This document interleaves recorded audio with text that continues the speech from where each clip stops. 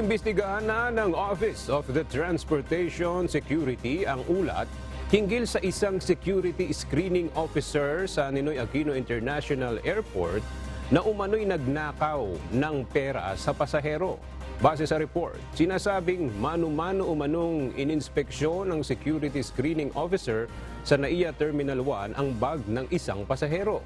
Nang ibalik ang bag, dito na napansin ng pasahero na bukas umano ang kanyang wallet at mayroon ng nawawalang mga pera na nagkakahalaga ng nasa $300.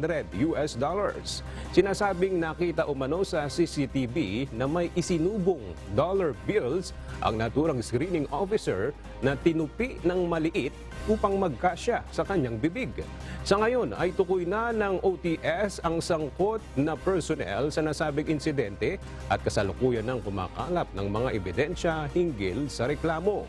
Muli namang nilinaw ng OTS na hindi isinasalamin ng insidente ang buong imahe ng mga lingkod bayan at iginiit na mayorya pa rin ng mga civil servant ay tapat na naglilingkod sa bayan.